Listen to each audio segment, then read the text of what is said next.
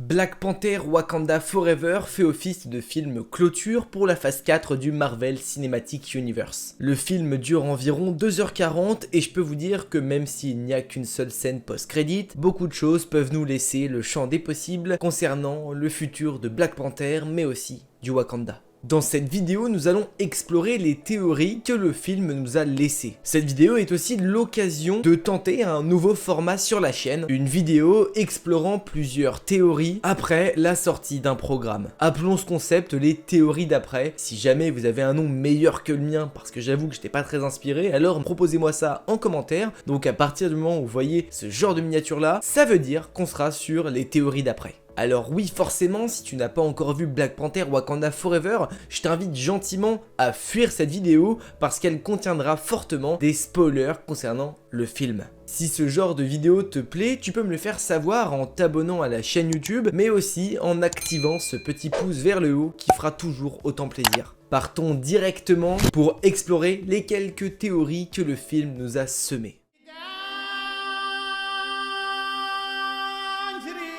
Shuri est devenue la nouvelle Black Panther. Si au départ nous avions pas mal de doutes concernant le nouveau Black Panther et qui prendrait le flambeau laissé par T'Challa, le film a fini par répondre à la question. Shuri n'était pas prête à prendre le relais et à enfiler le costume du Black Panther. Mais la mort de sa mère va la faire réfléchir et c'est à partir d'ici qu'elle devient la nouvelle icône de sa patrie. Nous n'avons pas eu le temps de découvrir pleinement Shuri en Black Panther car un nouveau Black Panther est déjà teasé à la fin du film. Et oui, je parle bien évidemment des événements issus de la seule et unique scène post-générique du film. Dans celle-ci, on y découvre Nakia qui présente son fils à Shuri, un enfant né de l'union entre T'Challa et Nakia. Habitant à Haïti et certainement né là-bas, l'enfant se nomme Toussaint, ou en tout cas c'est son nom haïtien. Son véritable nom est T'Challa, en hommage à son père défunt. L'ultime hommage du MCU à Chadwick Boseman. Étant l'enfant de T'Challa, ancien roi du Wakanda, Toussaint est donc le prince du Wakanda. Lorsqu'il sera grand, il aura donc tous les droits pour revendiquer le trône, même s'il n'a jamais résidé au Wakanda, étant de sang royal. Il pourrait prendre le pouvoir un peu comme l'a fait Killmonger dans le premier opus de Black Panther, avec cette fois-ci peut-être un peu moins d'adversité et de méchanceté. Par définition, lorsqu'un personnage devient roi, il devient également Black Panther. Ou en tout cas, c'était l'idée de base avant que M'Baku devienne le roi du Wakanda. Pour le moment, nous allons découvrir Shuri en Black Panther, mais nous savons déjà que derrière elle, et ce pour dans quelques années, mais la relève est assurée. Ce sera le petit T'Challa qui deviendra le nouveau protecteur du Wakanda et le nouveau Black Panther. Puis d'ici là, le rôle de Black Panther aura certainement évolué, parce que s'il le devient, ce n'est absolument pas maintenant. Ce ne sera peut-être plus un rôle qui se cantonnera à protecteur du Wakanda, mais peut-être bien plus que ça. Un signe beau et fort qui promet un avenir radieux au personnage de Black Panther. Puis si un jour le programme Young Avengers voit le jour, l'enfant pourrait être de la partie, et peut-être même que le personnage ne deviendra pas Black Panther, mais un tout nouveau personnage qui n'existe pas encore. Un personnage qui pourquoi pas pourra accompagner sa tante lors de combats. Car en fait dans les comics, T'Challa a eu un enfant c'est vrai, mais pas avec Nakia. Il a eu un enfant avec Tornade, une des plus célèbres X-Men. L'enfant hérite donc de la royauté de la force de son père, mais aussi les pouvoirs de sa mère, de l'électrokinésie. Et vous doutez bien, mais cet enfant fait partie dans les comics des Young Avengers. À voir donc ce qui attend cet enfant par la suite. Même si une chose est sûre, il ne sera pas le même que dans les comics, n'ayant pas la même parentalité, à moins finalement que Nakia nous ait caché des petits pouvoirs enfouis en elle.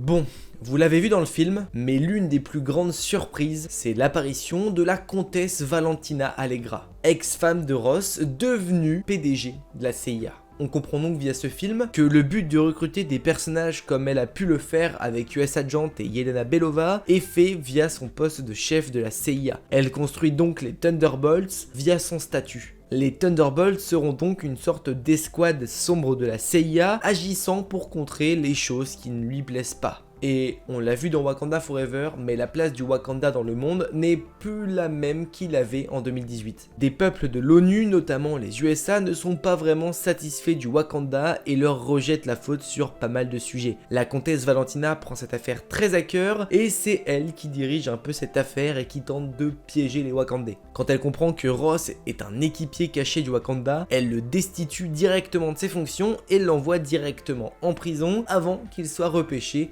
par Okoye. Étant le dernier conflit en date non résolu, le film Thunderbolts arrivant pour clôturer cette phase 5, tout ceci pourrait finalement être lié. Et j'irai même plus loin, mais je dirais que le conflit déclaré et ouvert entre le Wakanda et le monde extérieur sera au cœur de la phase 5. Et que ce conflit-là risque d'être évoqué plus d'une fois dans le MCU, dans les programmes qui arriveront dans cette phase 5, pour ensuite avoir une conclusion, un affrontement final dans le film Thunderbolts. Et ce film-là pourra être en quelque sorte une sorte de second Civil War, avec deux camps qui s'affrontent. On peut notamment imaginer par exemple un Sam Wilson qui, malgré son statut, ne fera pas partie du camp des USA, notamment avec ce que le général Ross lui a fait subir après Civil War, et donc prendrait la défense du Wakanda, tout en gardant son statut de Captain America et en essayant de promouvoir la paix. Wilson défendrait les valeurs qui sont selon lui les meilleures pour l'Amérique mais aussi pour le monde. Tout comme la festive dans Civil War, en refusant les accords de Sokovie. Pour moi, et pour crédibiliser un petit peu plus ma théorie, je dirais que les Thunderbolts chercheraient d'abord à régler le compte des Talokans. Ross, avant d'aller en prison, a parlé du fait qu'il existait un autre peuple du style du Wakanda. La CIA va donc se creuser la tête pour les démasquer et tenter de les arrêter. Comme ce sont des êtres très puissants, ayant déjà fait pas mal de dégâts, Valentina se dit que de simples hommes lambda ne pourront pas faire face à ces personnages, alors elle monte une escouade de la mort avec des personnages perdus et puissants pour leur faire face. Le Wakanda ayant eu un pacte avec eux se devrait de les défendre et la guerre pourrait commencer à partir de là. La plupart des personnages choisis pour l'équipe étant des anti-héros, l'idée collerait plutôt bien, ils défendent quelque chose mais de la mauvaise des manières. Maintenant, reste à voir le rôle de Bucky au sein des Thunderbolts, étant après Civil War un allié au Wakanda. On peut imaginer une sorte de manipulation de la part de Valentina, où elle l'utiliserait pour faire le lien entre le Wakanda et elle, pour finalement être piégé par les intentions non divulguées de la comtesse. Il pourra après se retourner contre elle et faire partie du combat avec le Wakanda, et même pourquoi pas pour devenir à la fin le loup blanc. Puis on le voit dans le film, mais Namor a réellement une dent contre le monde de la surface, alors il profitait de ce combat pour faire de son mieux et faire entrechoquer le monde de la surface et le Wakanda, se rangeant du côté qui selon lui sortirait vainqueur de ce combat. Il se servirait de ça pour servir ses envies personnelles et détruire ce qu'il a toujours voulu détruire, finalement la vengeance qu'il attendait depuis tant de temps. Le film Thunderbolt serait une sorte de Civil War 2, la phase 5 se concentrait sur la mise en place de Kang pour la phase 6, mais avec aussi un conflit majeur qui ferait partie intégrante de la phase 5. Ou en tout cas, c'est l'idée que j'en ai.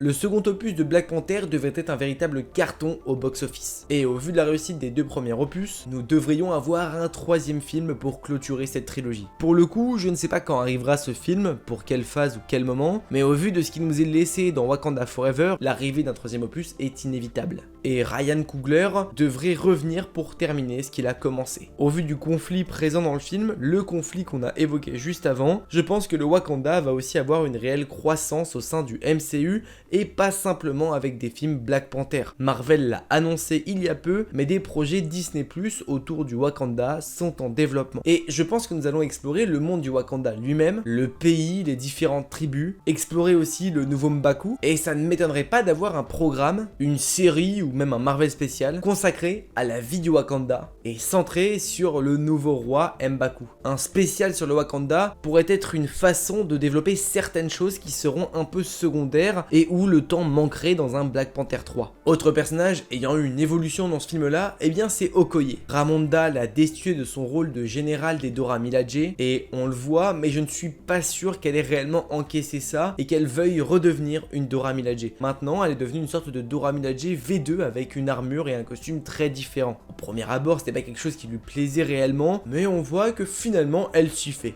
Et il y a quelques temps, on a eu la rumeur comme quoi un programme sur Okoye devrait arriver. Et au vu de l'évolution dans le film, ce serait totalement imaginable. Bien sûr, Wakanda Forever, c'est aussi l'incorporation de Namor et de son peuple. Les Wakandais et les Talokans sont d'autant plus liés avec le final de Wakanda Forever. Un programme solo pour Namor paraît faisable, un peu à l'effigie de Black Panther. Cela permettrait de développer le personnage, mais aussi son peuple et ce qui se cache derrière. Pour clôturer un peu cette partie-là, eh bien parlons du programme qui arrivera parce que il arrivera l'année prochaine. Iron Earth, la série sera forcément liée à Wakanda Forever et à ce qu'a vécu Riri Williams dans le film. Comme dit un peu avant, Black Panther 3 devrait être un film qui arrivera dans le futur du MCU. Le film pourrait nous amener à découvrir de nouveaux Wakandais ayant des rôles cachés que nous n'avons pas encore découverts. Avec Wakanda Forever, nous avons découvert que le chef des Talokans était un mutant. Le terme est bien évoqué, donc Namor est un mutant, tout comme dans les comics. Si les Talokans ont des mutants, pourquoi les Wakandais ne pourraient pas en avoir eux aussi? Peut-être que, un peu à la manière de Namor, un Wakandais ou une Wakandaise pourrait avoir en elle le gène X et qu'il se déclenche à partir d'un certain moment. D'une potion par exemple à base d'herbe cœur ingurgitée pour sauver la personne. Et vous vous doutez bien, mais j'ai bel et bien une idée derrière la tête. Pour moi, il y aura bien une mutante qui verra le jour via le Wakanda, et ce sera pour moi une Wakandaise, parce que ce personnage ne sera autre que Tornade.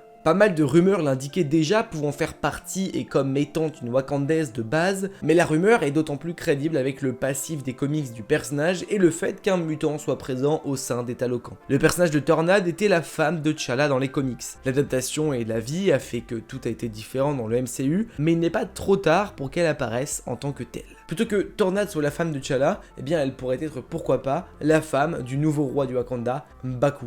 Le gène mutant en elle serait caché, mais quelque chose lui arriverait et M'Baku serait prêt à tout pour la sauver, notamment de lui utiliser et de lui faire ingurgiter une herbe cœur, sachant que l'herbe cœur n'a pas le même effet sur tout le monde. Certains n'arrivent pas à l'avaler, ce qui les tue, mais elle, peut-être que ça permettrait pas de lui conférer les pouvoirs de la panthère, mais simplement de lui révéler son gène X qui était enfoui en elle. Une idée qui moi personnellement me plaît plutôt bien. Je trouve que des origines wakandaises pour une mutante, ça permettrait une diversification différente de ce que l'on pourra avoir dans le futur. Puis avoir d'un côté un mutant Talokan et une mutante wakandaise, ça crée une sorte de petite rivalité plutôt sympa à voir. Puis on le voit, mais avec l'arrivée de Miss Marvel et le terme mutant évoqué pour la première fois au sein du MCU, l'arrivée de Namor, le retour de Wolverine dans Deadpool 3 et l'arrivée de la série d'animation X-Men 97, un projet sur les mutants ne devrait pas tarder à arriver. Certainement en phase 7. Donc toute la théorie se tient plutôt bien. À voir ce que les producteurs décideront de faire.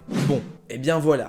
J'ai exploré selon moi les théories d'après Black Panther Wakanda Forever. Ce qui est sûr, c'est que de véritables belles choses nous attendent concernant le futur du Wakanda et de ses habitants, mais aussi de ses héros. Je compte sur toi, mais si la vidéo t'a plu, tu peux me le faire savoir en y mettant le petit pouce bleu et en me le disant en commentaire.